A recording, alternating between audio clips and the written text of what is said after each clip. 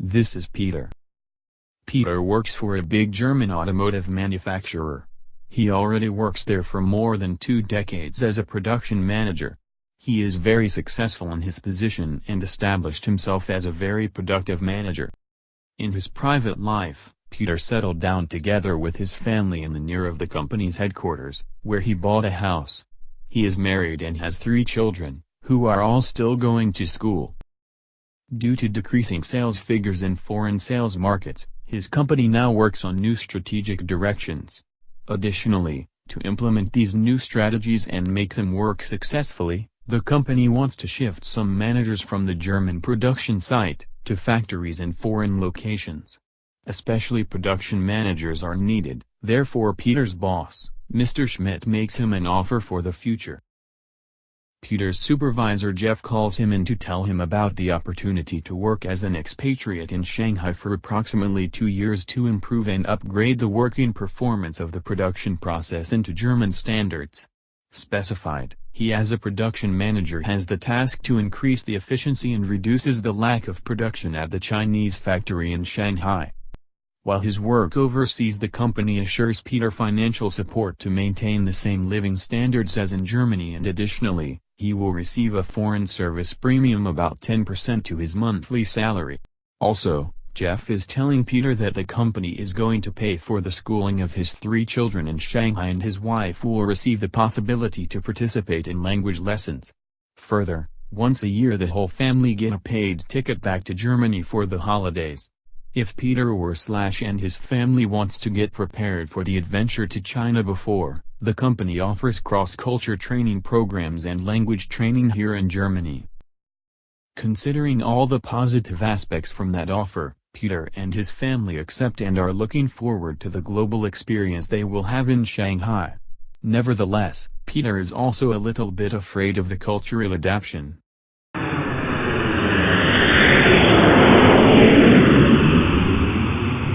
In the Shanghai factory, Peter senses negative vibes coming from his host country national co-workers, and he feels actually excluded without knowing why. In general, host country nationals are often holding prejudices against expatriates, which is critical for the expatriate success.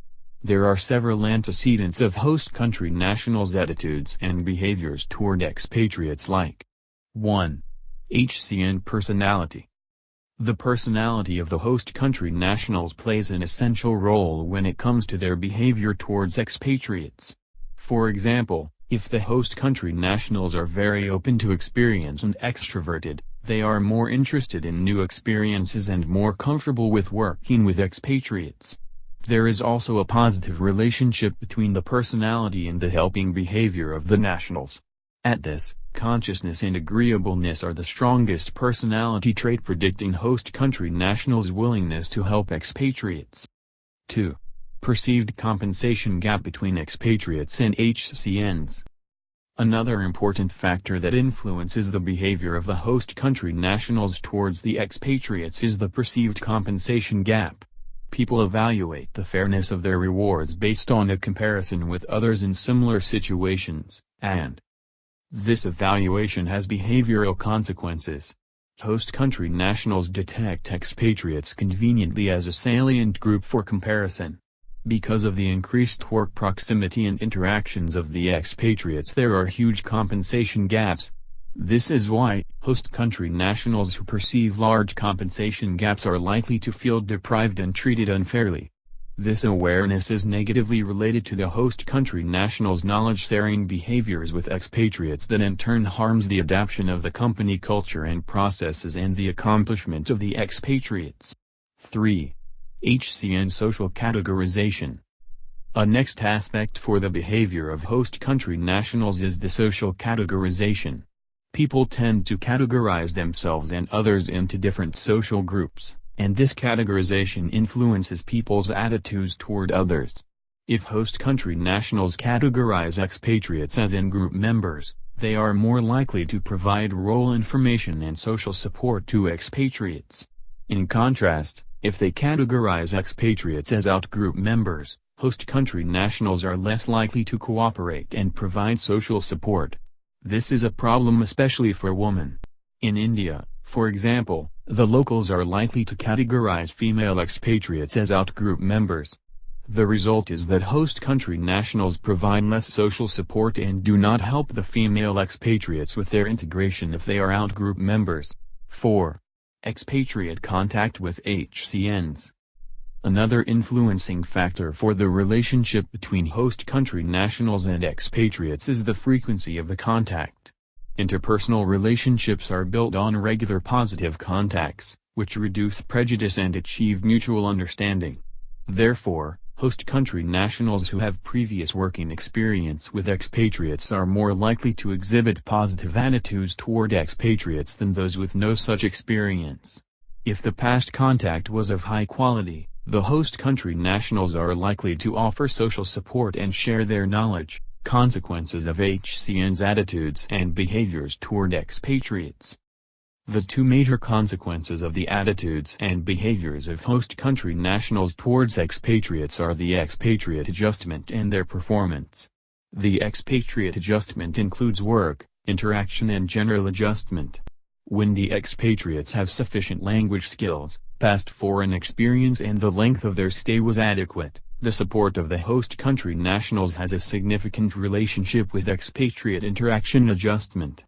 Moreover, the opportunity to create social ties and the motivation to offer help when returns are not guaranteed, play a significant role when it comes to the interaction and socializing with host country nationals.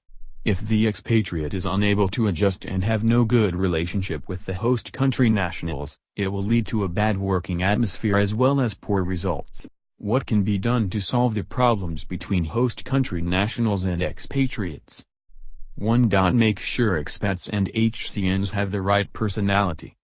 This can be done by working together with the HR department to correctly evaluate the right person for the open expat position / the respective HCN in charge. Additionally, the HR process needs to be brought in line with such requirements, to correctly assess personality traits necessary for such assignments. 2. Ensure the respective HCN is open to be a mentor. Specifically ask the available HCNs if one would be willing to mentor an incoming expat. Through this simple question, management can filter out HCNs willing to become mentors accordingly and also exclude those who do not want to become one from the pool. 3. Try to choose HCN with previous contact to expats and/or international experience. Previous experience can be used as an indicator that the respective HCN is able to adapt to foreign expats and is able to help them integrate into the local work culture. 4.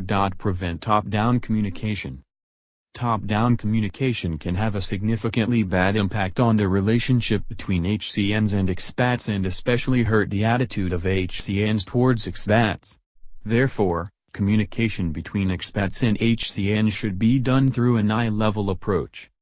5. Reduce the compensation gap. A high compensation gap can lead to unnecessary tensions between those. Therefore, a company should make sure that HCNs with an equal amount of knowledge and skills as the expat, then also get a similar compensation. A possibility to achieve this is to lower the expat's compensation and rather choose expats who sign up for the extra experience and not those who take expat position for compensation incentives. Especially in bigger corporations, there should be a large enough pool of potential expats to achieve this. Also, the necessity of an expat in general should be closely monitored. 6. Improve the interpersonal relationship between HCNs and expats. Make sure that the first time of the HCNs and expats meet is not necessary in a strict professional environment, but rather in an unofficial get-together to give them a possibility to get to know each other and build up a healthy relationship. This also allows both expats and HCNs to get rid of potential biases or fears regarding the other and smoothen up the relationship from the start. How can Peter improve his relationship to the HCNs? Peter decides to improve his relationship between his HCNs by approaching to them in private activities, and since his HCNs are negatively influenced by the higher compensation of Peter, Peter invites them to the local pub and pays for the beer. Peter hopes if he interacts with his local co-workers more often, they will have a great time together through his time as an expat in Shanghai and maybe they get to befriend each other.